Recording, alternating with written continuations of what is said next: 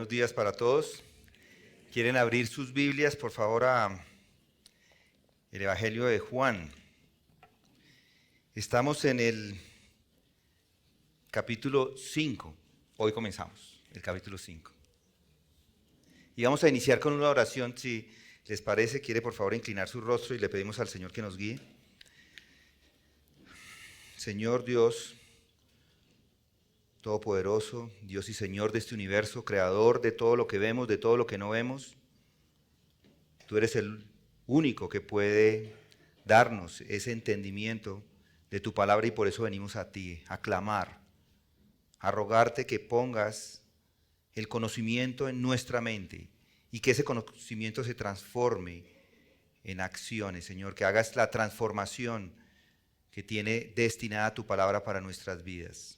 Y hoy, Señor, queremos orar y pedirte particularmente para que si hay en medio de nosotros alguno que no ha creído, que pueda creer, Señor, que pueda entender la verdad del Evangelio y pueda ser transformado para la vida eterna. Esto te pedimos en el nombre de Cristo. Amén. Como les digo, el Evangelio de Juan, capítulo 5, es ahí donde nos encontramos y le doy gracias a Dios porque estamos comenzando con esta nueva sección de este gran evangelio, del Evangelio de Juan. Demos lectura a los primeros versículos. Vamos a leer desde el versículo 1, capítulo 5, versículo 1. Después de esto, se celebraba una fiesta de los judíos y Jesús subió a Jerusalén. Y hay en Jerusalén, junto a la puerta de las ovejas, un estanque que en hebreo se llama Betesda, que tiene 5 pórticos. Y en estos yacía una multitud de enfermos, ciegos, cojos y paralíticos. Pare ahí y continuamos con el versículo 5. Y estaba allí un hombre que hacía 38 años que estaba enfermo. Cuando Jesús lo vio acostado allí y supo que ya llevaba mucho tiempo en aquella condición, le dijo: ¿quieres ser sano? El enfermo le respondió: Señor, no tengo a nadie que me meta en el estanque cuando el agua es agitada, y mientras yo llego, otro baja antes que yo. Jesús le dijo: levántate, toma tu camilla y anda. Y al instante el hombre quedó sano y tomó su camilla y echó a andar. Esto que acabo de leer es el texto escrito por Juan. Esta otra porción que no leí, del versículo 3 en adelante hasta el versículo 4, donde dice que esperaban el movimiento del agua, porque un ángel del Señor descendía de vez en cuando al estanque y agitaba el agua, y el primero que descendía al estanque después del movimiento del agua quedaba curado de cualquier enfermedad que tuviera. Esa parte no la escribió Juan. Y esto lo sabemos porque esa parte no está en los textos más antiguos. La mitad del tercero y todo el cuarto no están presentes en los manuscritos más antiguos y confiables, lo que sugiere que fueron añadidos posteriormente. Debieron haber sido añadidos por los escribas. Y por eso no vamos hoy a centrar nuestra narrativa en esos textos, sino en el mensaje principal, que es la fuente de esa sanidad, que es Cristo, no en el ángel. Pero hoy no quiero simplemente hacer esta afirmación de que estos textos no están y dejarlos así. Les voy a dar un resumen de mi estudio que hice en este sentido. ¿Quién tiene la Reina Valera? Más o menos la mitad. En las diversas ediciones de la Reina Valera se incluyen los versículos 3 y 4. Y la razón de esa inclusión es que se basa en varios factores históricos y textuales. La versión Reina Valera, especialmente en sus primeras ediciones, se basa en el Textus Receptus. Esto del Textus Receptus es un conjunto de manuscritos griegos que fue compilado y editado por Erasmo de Rotterdam en el siglo XVI. Cuando Pablo o Juan o Pedro escriben sus textos, escriben sus cartas, ellos se los mandan y esos textos y esas cartas empezaron a rodar por todas partes. Cada uno hacía una copia y las iban mandando. Hoy no tenemos la autógrafa, es decir, no tenemos los textos que escribió Pablo o que escribió Juan o que escribió Pedro. Tenemos las copias que han sido copiadas a través de los siglos. Entonces lo que hace Erasmo de Rotterdam en el siglo XVI es reunir de esas copias, y esa reunión se llama el Texto Receptus. Y esa es la base textual de la Biblia Reina Valera. Ellos miran a ese texto. Y este Texto Receptus, si lo comparamos con los otros textos griegos, es un texto más bien moderno. Claro que con los textos originales, entre más viejo es mejor. Si es más moderno, no es tan bueno. Los viejos están mejor. Y la Reina Valera lo incluye. Es decir, la Reina Valera mira esos textos. Por otro lado, la Biblia de las Américas es una traducción más moderna que la Reina Valera. Pero no mira a los textos modernos, sino que mira a textos más antiguos. Sin embargo, la Biblia de las Américas también incluye los versículos 3 y 4. La diferencia está en que la Biblia de las Américas tiene una nota en el versículo 3 que dice: los manuscritos más antiguos no incluyen el resto del versículo 3 y todo el versículo 4. La razón de esa nota de pie es porque este texto de la Biblia de las Américas usa la copia del griego Nestlé Aland. Y la Nestlé Aland es la edición del griego que se basa en la edición crítica del Nuevo Testamento. La versión del griego toma en cuenta los manuscritos unciales, es decir, los manuscritos que fueron escritos, estos fueron los de los primeros, fueron escritos en mayúsculas griegas que datan de los primeros años del cristianismo.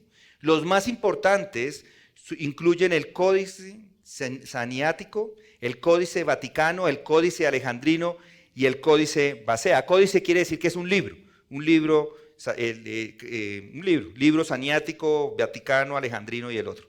Y toma en cuenta también los manuscritos minúsculas, los manuscritos que están en minúsculas, y estos fueron hechos entre los años 500 al año 1500. Hay miles de manuscritos en minúsculas que utiliza la crítica textual. También los papiros, estos son manuscritos más antiguos de los siglos I y III, o segundo y tercero, escritos en papiros. Otros importantes papiros está el papiro 45, el papiro 46 y el papiro 75. Y el Nestlé, este texto Nestlé Aland, toma en cuenta las primeras traducciones del Nuevo Testamento, igualmente como la Vulgata, la Peshitta siria y la traducción copta de estas versiones. Entonces la edición Nestlé Aland también considera, además de todo esto, referencias al Antiguo Testamento hechos por hombres de esa época, los padres de la iglesia, Clemente de Roma, Policarpo. Ellos estuvieron con los apóstoles y ellos pasaron textos y escribieron textos que escribían a otras personas y hacían citas bíblicas. Entonces él considera, la Nestlé Aland considera todos estos textos para poder reconstruir el texto original. En resumen, el texto griego de Nestlé Aland es el resultado de un extenso y cuidadoso trabajo de crítica textual. Y esta versión del griego se basa en una amplia gama de manuscritos antiguos, de versiones y referencias de los padres de la iglesia, y todo con el propósito de proporcionarnos una versión del texto original lo más cercana. Hoy tenemos, inclusive en la Reina Valera, tenemos una versión muy cercana a lo que era, 99%, 98% de lo que es, pero estos dos textos no están. La Biblia de las Américas usa esa versión del griego Nestlé Aland, y la Biblia de las Américas entonces lo que está haciendo es que incluye estas notas textuales, estas variantes de los manuscritos que hay disponible y las menciona.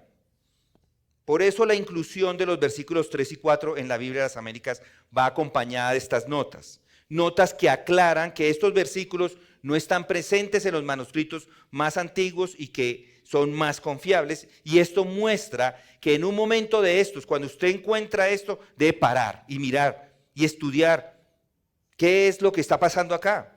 Porque para nosotros es muy importante hasta las heces, hasta los plurales. Ustedes se han dado cuenta que me he parado en una palabra y si esa palabra no está en el texto, pues estaba predicando cosas que no son. Pero cuando nos encontramos con esto, paramos y decimos, ¿qué está pasando acá?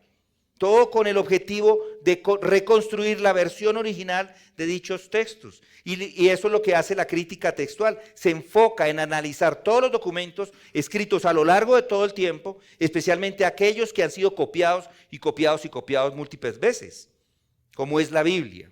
Los críticos textuales comparan, ponen una versión acá, otra versión acá, todos esos manuscritos y ven si hay algo que ha sido añadido en alguna de esas copias.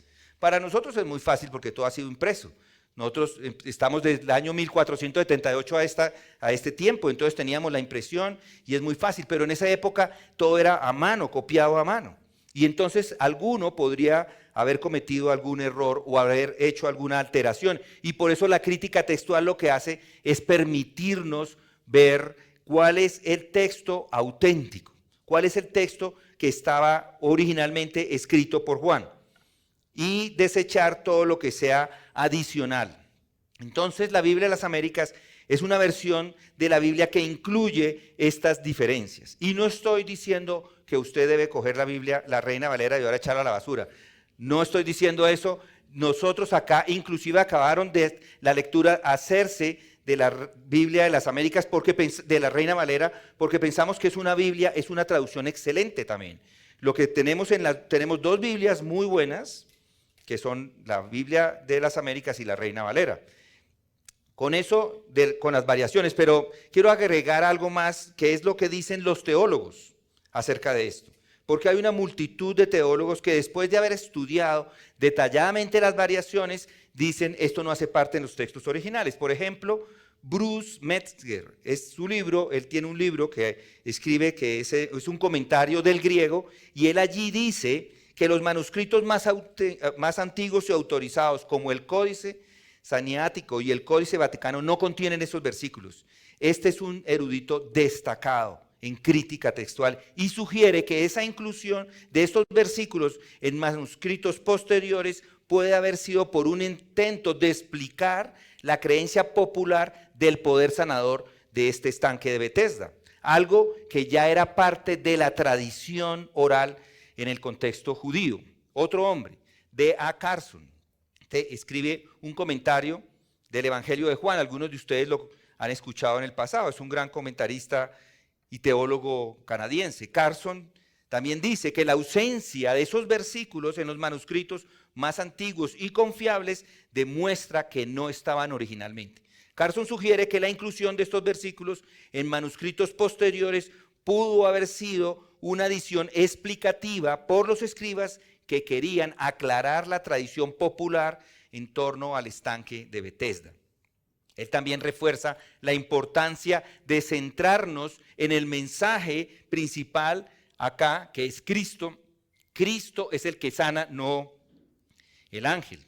Leon Morris, también en su comentario del Evangelio de Juan, dice: estos textos no están en los manuscritos más antiguos, entonces no hacen parte del texto. Raymond Brown, otro, el Evangelio acerca de Juan, Brown dice que la omisión de estos versículos 3 y 4 en los manuscritos más antiguos, como el Códice Saniático y el Códice Vaticano, sugiere que fueron añadidos posteriormente por los escribas. Brown dice que estos versículos probablemente reflejan una tradición popular en torno al estanque de Betesda, pero que su ausencia en los manuscritos tempranos, es decir, los antiguos, resalta la necesidad de centrarse en el mensaje principal, que es Cristo. Lo mismo dice Andreas Kostenberger. En su comentario de Juan, Kostenberger menciona que la omisión de los versículos 3 y 4 en los manuscritos más antiguos refuerza la teoría de que fueron añadidos posteriormente.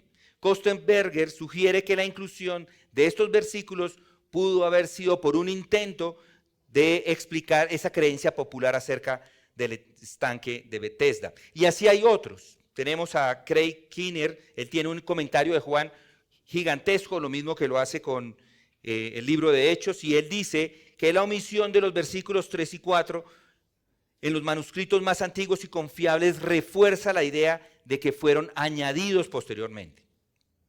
Muy bien, ahora hay unos que sí los incluyen. Matthew Henry en su comentario. Matthew Henry escribe por los años 1600 y pues no tenía acceso a la crítica moderna y por eso los está incluyendo. Al igual que John Gill. John Gill en su exposición del Nuevo Testamento es un teólogo calvinista del siglo XVIII. Él incluye el versículo 3 y 4, pero los incluye porque está escribiendo acerca de Juan en el siglo XVIII. Y hay otros que lo aceptan. La Iglesia Católica, por ejemplo, en sus traducciones autorizadas, como la Biblia de Jerusalén y la Biblia latinoamericana, incluye estos versículos. Traducciones tradicionales como la King James. La King James ha sido y fue una Biblia muy popular en el mundo de habla inglesa y tiene lo mismo que la Biblia, la Reina Valera, está mirando el texto receptus. Muy bien. Creo que con esto que les he dicho, ya da mi argumento de por qué creo que estos textos no los debemos tomar como originales. Y hago esto porque a pesar de que estos textos parecen no afectar las doctrinas esenciales, sí afecta el entendimiento de quién es Cristo, porque Él es el que sana acá y no el ángel. Y yo creo que estos textos no hacen parte de los textos originales. Y es mi responsabilidad, cuando encuentro una situación de estas, dárselas a conocer, pero no para quitar su confianza en la Biblia, sino todo lo contrario, para decirles que tenemos las herramientas para determinar las verdaderas palabras escritas por los apóstoles. Y por supuesto, no quitar la importancia que tiene Jesús en esta narrativa. Yo no estaría mal de mí empezar a predicar un texto que estoy convencido que no hace parte del Evangelio. No lo podría hacer y no lo voy a hacer. Siempre voy a estar predicando lo que dijeron los apóstoles y esa va a ser mi intención siempre desde acá. Y es lo que está pasando acá. Acá vemos a Jesucristo interactuando en la comunidad y Él allí está ofreciendo sanación y restauración a estas personas. Se trata de un milagro de Cristo, no del ángel, un milagro de sanación, un milagro de curación, como todos sus milagros. Fue también este milagro no solamente un acto de compasión, sino que también veremos en este milagro una demostración de esa conversión espiritual de una persona. Y lo que me propongo hacer hoy, y en lo que me queda del tiempo, es simplemente repasar el relato del Evangelio de Juan, de este asombroso milagro. Así que permítame regresar otra vez al primer versículo del capítulo, versículo 1. Después de esto, se celebraba una fiesta de los judíos y Jesús subió a Jerusalén. No sabemos exactamente en qué momento de la vida y ministerio de Cristo fue esto. ¿Qué fiesta? No dice. ¿Era una fiesta de Pascua? ¿Era la fiesta de Pascua? Probablemente, no lo sabemos. ¿O era la fiesta de Pentecostés? ¿O era la fiesta de los tabernáculos? Bueno, no hay ninguna indicación. Pero lo que sí sabemos es que los hombres deberían ir hasta Jerusalén. Jesús subió a Jerusalén. Estaban llamados a ir hasta allá. Ahora noten el versículo 2, dice, y hay en Jerusalén, junto a la puerta de las ovejas, un estanque que en hebreo se llama Betesda y que tiene 5 pórticos. Betesda significa casa de misericordia o casa de gracia, aunque hay algunas personas que lo discuten. Y hay algo de juego acá en estas palabras, porque también se puede considerar que significa casa de desgracia.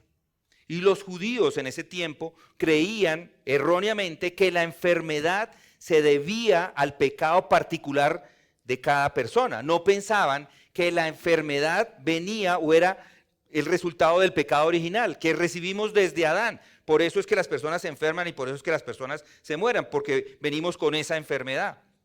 Así que el hecho de que en este lugar, en este estanque, se reunieran este grupo de enfermos puede significar que el nombre era una especie de juego de palabras, un lugar de desgracia y también un lugar de misericordia esperada, porque se reunían allí para ser curados. Pero de todos modos, preferimos usar el término Betesda como un lugar de curación. Y muchas iglesias en este país se llaman así, Betesda. De hecho, la iglesia que estaba aquí en este local, probablemente le pusieron el nombre de Betesda, porque así se llamaba, porque pensaban que era un lugar de misericordia o de sanaciones.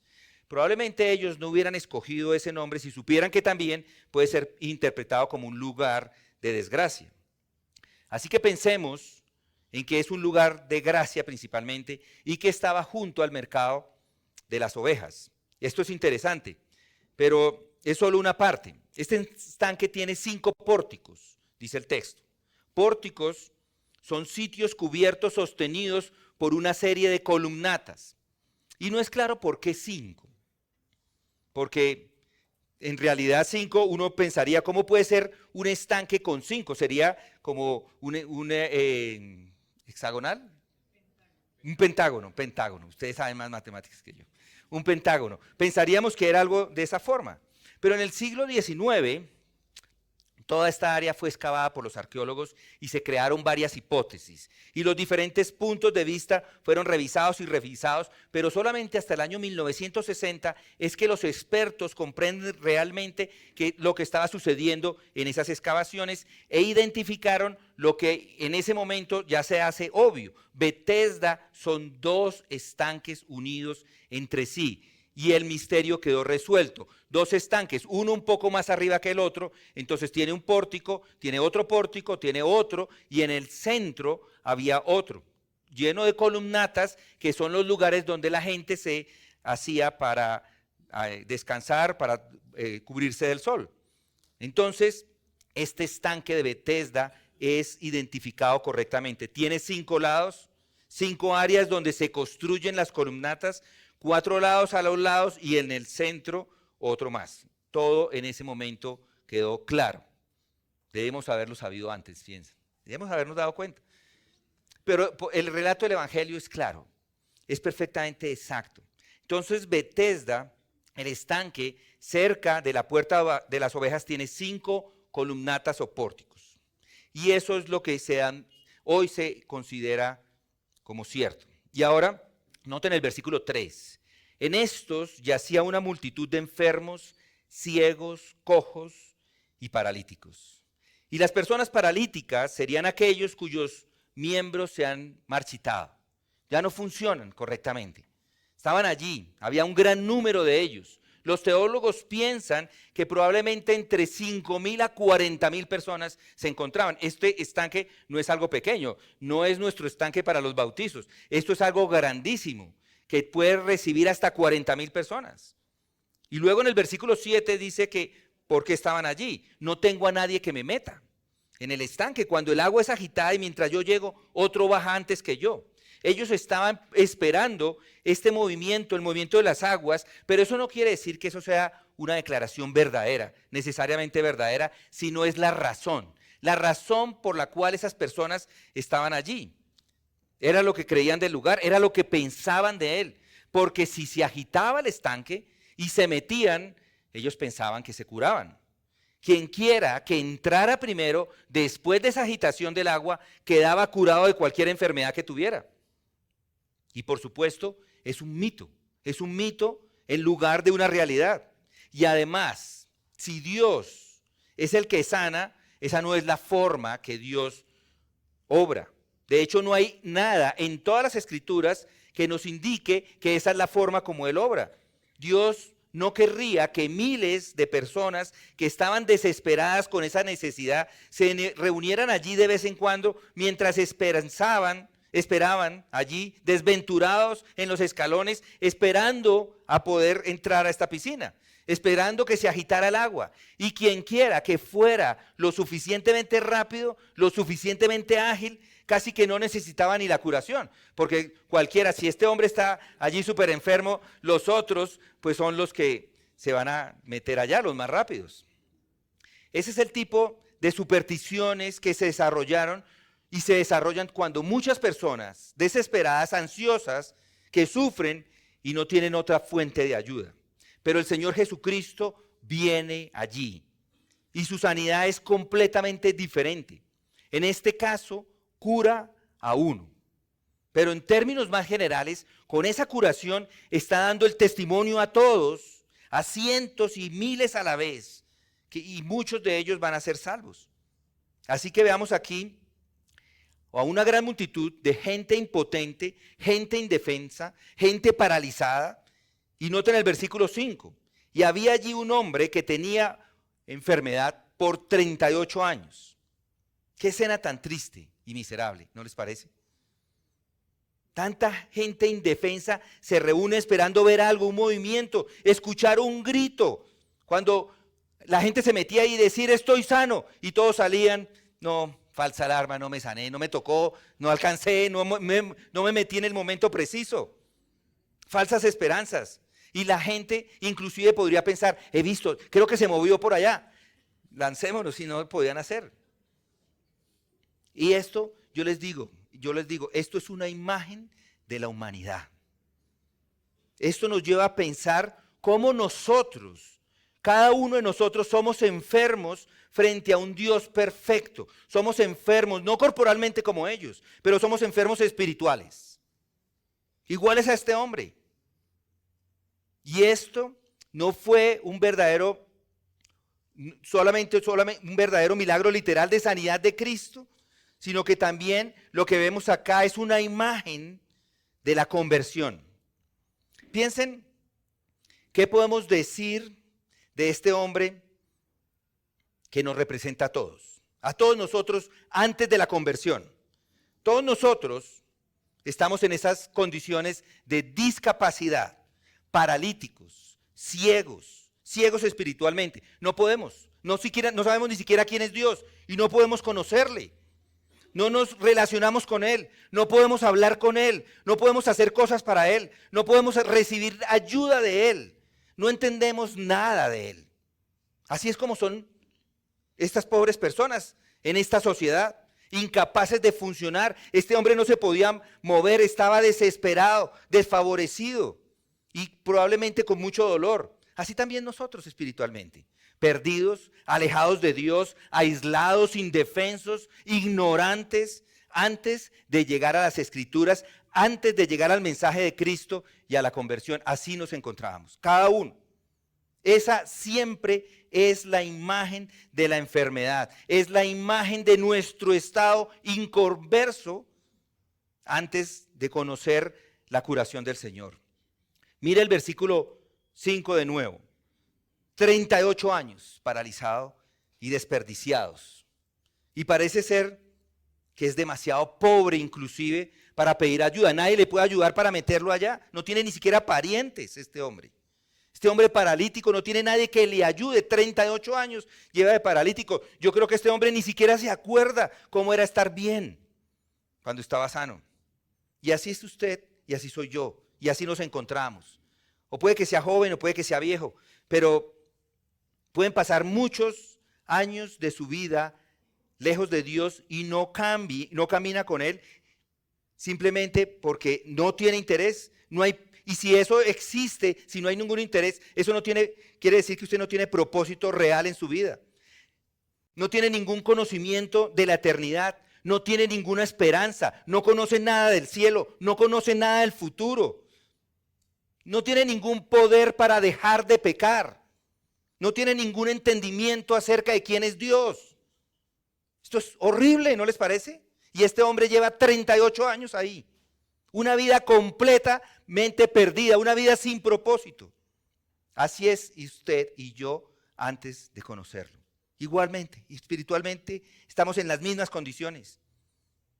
Y si deja que la vida pase y nunca busca al Señor, son solamente terrenales, son seres sin vida espiritual y eso es muy trágico. Y noten lo que dice aquí el versículo 6. Cuando Jesús lo vio acostado allí y supo que ya llevaba mucho tiempo en aquella condición, le dijo, ¿quieres ser sano? En ese caso, Cristo viene a él. Él no era un hombre normal, era un hombre enfermo, pobre, un hombre apartado, no tenía ninguna utilidad en la sociedad. Se podría decir de la cultura de aquellos días que era un despreciable, un desechable. Y además él mismo ni siquiera tenía ningún interés en Cristo. Había ciegos por aquellos días que cuando Cristo pasaba de una ciudad o de un pueblo a otro, salieron a la Biblia pública y gritaban, Jesús, hijo de David. Habían oído hablar de él, creían en él y en su poder y sabían que era divino, que era el Mesías prometido y clamaron por él. Pero esto no lo vemos acá en este hombre. Está tan desmoralizado, abatido, Él no ni siquiera ha escuchado del rumor, o si lo ha escuchado, ni lo ha captado, por así decirlo. No sabe nada de Cristo, no sabe nada de las sanidades. La gente decía, ¿ese es el Mesías? Seguramente debe serlo porque hace todos estos milagros. Pero este hombre parece que no ha escuchado nada. En una sola, él simplemente tiene una mirada vacía en sus ojos y no responde en absoluto a Cristo. Así que Cristo lo ve y va hasta allí, pero él ni siquiera se mueve. Él no mira a Cristo, él no le habla a Cristo. Cristo es el que toma la iniciativa y le habla y le pregunta. Es hora de sanar. ¿Quiere ser sano? ¿Se quiere apuntar? Este hombre tiene tan poca idea de con quién está hablando y tan poca esperanza en la vida que simplemente da una respuesta sombría. Él no dice, sí, quiero ser sano. Lo anhelo por encima de todo. Eso es lo que quiero ser, sano. No, este hombre impotente le responde, Señor, no tengo a nadie que me meta en el estanque cuando el agua se agita y mientras yo llego otro baja antes que yo. Todo el mundo parece se está poniendo enfrente de su línea, de su cola. Nada, no puede. Entonces, ha perdido la esperanza. Y no tenía tampoco ojos para Cristo. Ni siquiera le tenía un atisbo de reconocimiento. Sus ojos habían estado cerrados, como dije, los oídos cerrados a todas las charlas que se estaban escuchando en ese momento acerca de Cristo. Y sin embargo, lo que hace Cristo es que se acerca a Él. Él toma la iniciativa y se acerca a Él. Y eso es lo más maravilloso que vemos acá. Y es asombroso. Ciertamente así fue conmigo. Y yo creo que también ha sido con ustedes. Yo cuando era joven, más joven, no tenía interés en Cristo. Solo me interesé hasta que Él se interesó por mí. Algunos me hablaban, pero no escuchaba. No tenían ningún interés en buscarlo, ningún interés en conocerlo, ningún interés en creer en Él.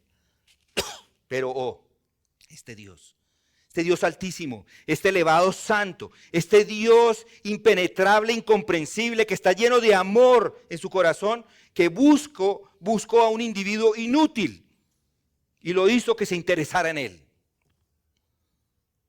que huía de él, que lo despreciaba y que no creía en él. Y él toma la iniciativa, como con este hombre. Jesús lo vio, sabía todo de él, como él sabe todo de cada uno de los que aquí nos encontramos. Él sabe todo. Él sabe que no está interesado en nada espiritual. Él sabía que era un ignorante. Él sabía todo acerca de él. Y sin embargo, él le hace una pregunta. Y ahí está en el versículo 6. ¿Quieres ser sano? Se apunta. Noten esa bondad de Dios al venir a Él. Tal vez este sea usted hoy en esta iglesia. No está interesado en Cristo. Tal vez sea un poco orgulloso, tal vez sea muy orgulloso. O no tiene tiempo para esto. Espera en su vida tener éxito. Piensa que todo le va a salir bien en su vida y que va a tener éxito en las cosas de este mundo, que no necesita la religión, que no necesita una charla acerca de Cristo y no está interesado en Él. Y lo asombroso es que puede ser que a usted el Espíritu Santo hoy le esté tocando y le humille y le abra los ojos y le lleve a ver cuánto lo necesita. Y le dé la salvación y se pueda arrepentir y crea en Él. Y luego, cuando lo encuentre y se convierte y camina con Él, se va a sorprender porque le ha tratado tan amablemente cuando un orgulloso, distante, indiferente y desdeñoso viene a Él.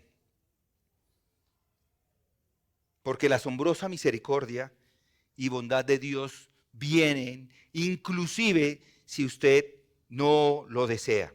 Así es con este hombre. Él no estaba buscando a Cristo. Él no había escuchado nada de Él. Ni siquiera entiende lo que está sucediendo. Cuando Dios, este Dios hombre, con esa asombrosa dulzura, se dirige a Él, piense en esto. Tal vez a ese hombre nadie le había hablado de esa manera, con esa sensibilidad, con esa amabilidad, en años. y aún así ni siquiera lo entiende. No reacciona. Hasta que aquí está. Quiere ser sano. Se apunta. ¿Por qué creen que Cristo se lo pide? Cristo sabe todas las cosas. ¿Por qué le hace esa pregunta? ¿Quiere ser sano? ¿Quiere ser sano? Seguramente la respuesta es, no, no quiero ser sano. La respuesta es, sí, quiero ser sano.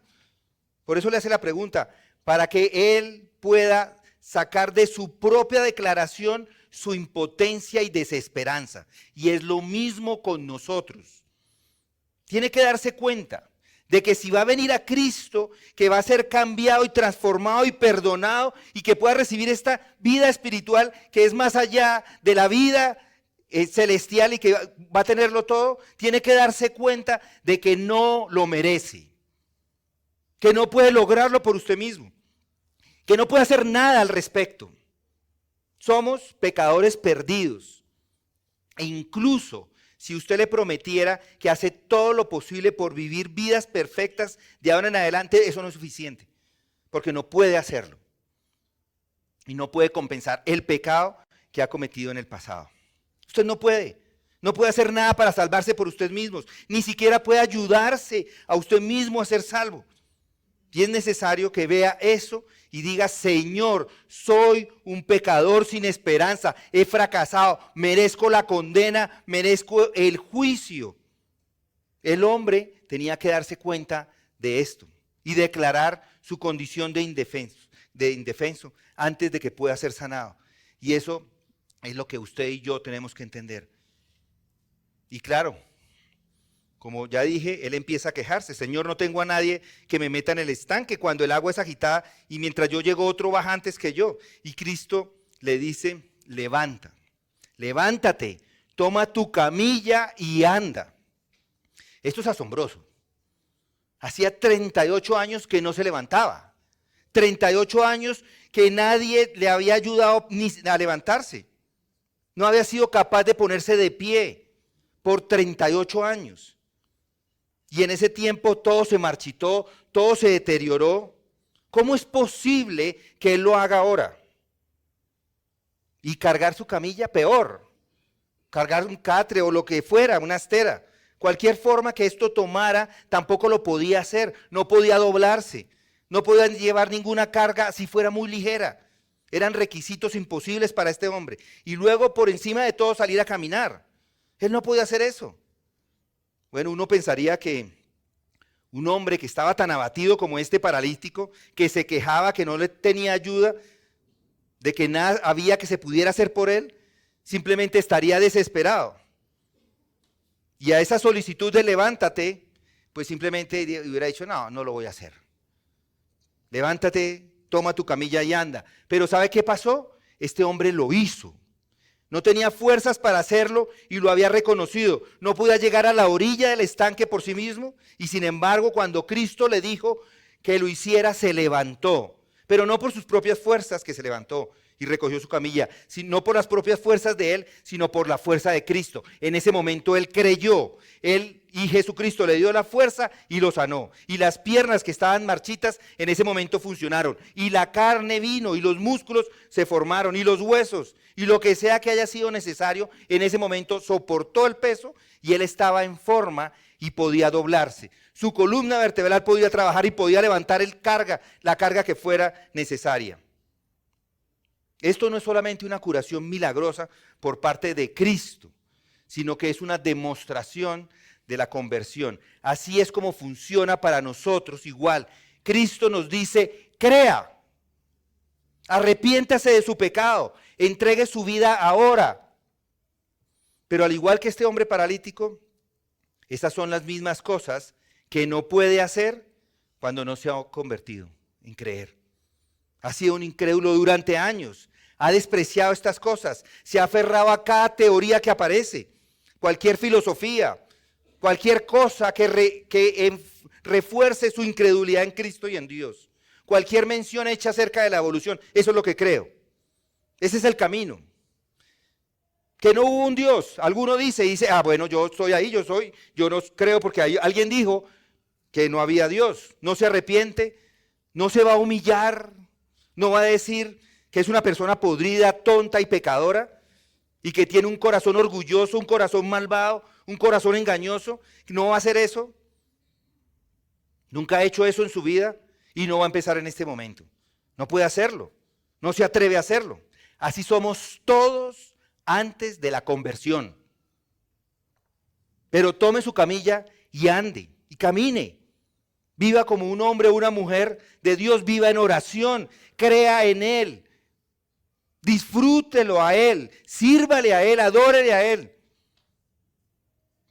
Eso va completamente en contra de sus gustos. Por el contrario, se mete al internet, busca entretenimiento. Quiero algo que me levante, algo de lo cual dependo, de la droga, de la bebida, de esto, de aquello, de lo que fuera. No puedo solo servir a Cristo, nunca he hecho algo así. Pero todo esto son afirmaciones antes de la conversión. Y Dios le dice, crea, crea, crea. He enviado a un Salvador y su nombre es Jesucristo nuestro Señor, el Señor Jesucristo. Crea en Él, crea que Él es el Hijo eterno de Dios que vino del cielo a esta tierra. Y estas cosas maravillosas hizo Él. Y lo más maravilloso de todo es este acto superior, grande, que realizó y cambió la historia de este universo. Y es que este Dios hombre, fue a la cruz del Calvario, se dejó arrastrar por los hombres y fue clavado allí, y sufrió y murió. Y mientras Él sufría y moría, Dios el Padre puso sobre su amado Hijo, la segunda persona de la divinidad, de la deidad, toda la culpa y el pecado de aquellas personas que serían perdonadas, que lo buscaban y lo encontrarían. Y lo castigó allí en Él en lugar de ustedes. Eso es increíble. Dios envió a la segunda persona de la Trinidad, nuestro Señor y Salvador Jesucristo, para sufrir nuestra muerte por completo. Lo envió a sufrir el castigo eterno de los pecados de miles de millones de personas, para que pudieran ser perdonados y salvos. Y esto lo hace porque Dios es santo y debe juzgar el pecado. Él mismo se encargó de hacerlo. Él mismo tomó la forma de hombre y asumió este castigo. Qué amor tan grande, ¿no les parece? Por eso dice el mandamiento, crea en Cristo, crea en este Salvador, crea en la muerte expiatoria del Salvador del mundo y diga, si murió por los pecadores, entonces murió por mí porque soy un pecador. El mandamiento de Dios es creer en Cristo como su única esperanza. Sin su muerte expiatoria, no hay esperanza para usted. No hay perdón de pecados. No hay vida eterna. No hay una nueva vida en esta tierra. No hay naturaleza cambiada. Por eso crea en Cristo, arrepiéntase sinceramente de su pecado y entregue su vida a Él.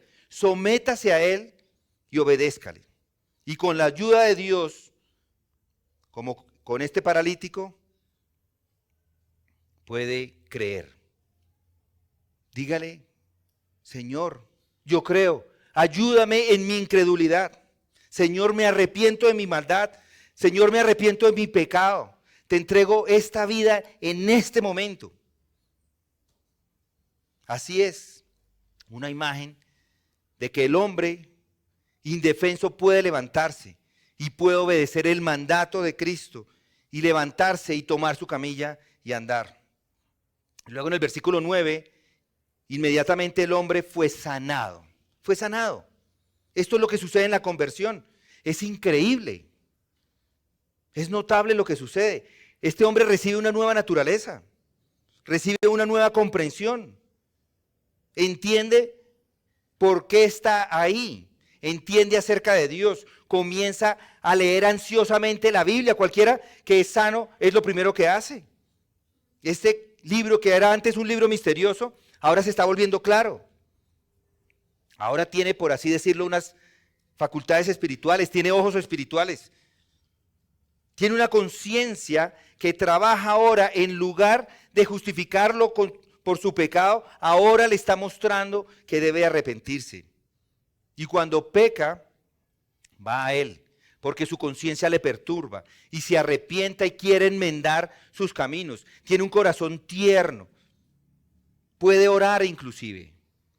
Inmediatamente se recupera, puede hacer todas estas cosas. Y es asombroso que este hombre, paralizado durante 38 años, pueda ser reparado en un instante. Esto sucede en un minuto, pero es igualmente con cada uno de nosotros. Así como Él se levanta, Él en un instante se puede levantar y con una nueva naturaleza y una nueva cuerpo, igual aquel que ha creído tiene un nuevo corazón, una nueva actitud, una nueva fuerza, porque nos arrepentimos y creemos y nos sometemos a Cristo. Cuando se convierte, esa es la prueba. Ahora soy diferente. Ha sido diferente. Hay un cambio, hay una transformación de la vida.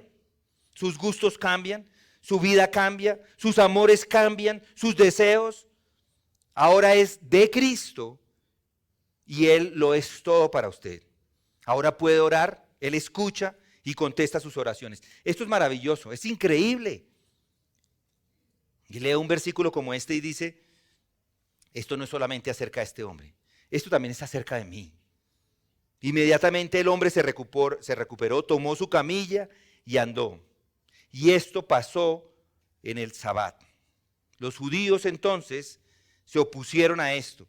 ¿Cómo puede salvar un hombre en el Sabbat? Está transformando su vida, le está sanando. ¿Y cómo lo va a hacer? ¿Cómo se le ocurre a usted cargar una camilla? Y el hombre, no vamos a hablar de esto dentro de 8 días. Ya vamos a continuar con eso. Pero antes de terminar quiero concluir con 2 cosas brevemente. Recuerden que este hombre anteriormente era un desechable. Esa es la condición del hombre sin Cristo, un desechable. Pero cuando él fue sanado por Cristo, ahora él puede caminar, trabajar y hacer muchas cosas. Es lo mismo con usted y conmigo antes de la conversión. Hay una nueva naturaleza, hay una nueva persona, hay una nueva relación. Es una relación nueva con Dios que es completamente diferente. Antes, un desechable espiritual, pero ahora tiene la esperanza de vivir con Él para la eternidad. Ahora tiene el Espíritu Santo que mora y que le guía. Y todo esto por creer en Cristo. Y es más, como el hombre, su sanación, a él su sanación no le costó nada. Bueno, a usted tampoco le cuesta nada. No le cuesta nada. La salvación eterna no le cuesta nada. Claro que sí le costó a Cristo. Él vivió en este mundo por más de 30 años y fue a la cruz y murió por usted. Él, que tenía una naturaleza, un corazón y un alma puros y perfectos, tuvo que haberse hecho pecado por nosotros. Y eso lo que significa es que Él toma nuestra culpa sobre Él. Él toma el lugar de pecadores orgullosos, egoístas, engañosos, necesitados y podridos y paga el precio por ellos. Nada podría ser concebiblemente más difícil que el costo que Cristo pagó por nuestra salvación. Es fácil para nosotros, ¿no les parece? Nosotros creemos y ya, pero fue muy difícil, fue tan difícil para Él. Queridos amigos, ¿cómo pueden rechazar? ¿Cómo pueden rechazar a un Salvador que tiene tanto amor y tanta disposición para salvar? Que los mira en el lugar donde se encuentran, donde ni siquiera lo están mirando, que viene a usted, cuando ni siquiera quiere venir a Él, que llama a su corazón, que le dice, venga hacia mí, que ha sufrido y ha muerto en el Calvario por todo su pueblo. ¿Cómo puede desechar un Salvador así? Recuerde estas 3 cosas. Crea en Él como el camino exclusivo de salvación. Arrepiéntase de todos sus pecados y entréguele su vida y obediencia y será uno de los suyos ahora mismo. Vamos a orar. Dios, Padre nuestro y misericordioso, hoy nos acercamos a ti y oramos y te pedimos que nos ayudes, Señor. Que caigamos de rodillas para reconocer nuestro pecado. Haz de cada uno de los que está aquí presente que confiemos totalmente en Cristo para nuestra salvación, porque es el único que puede salvar.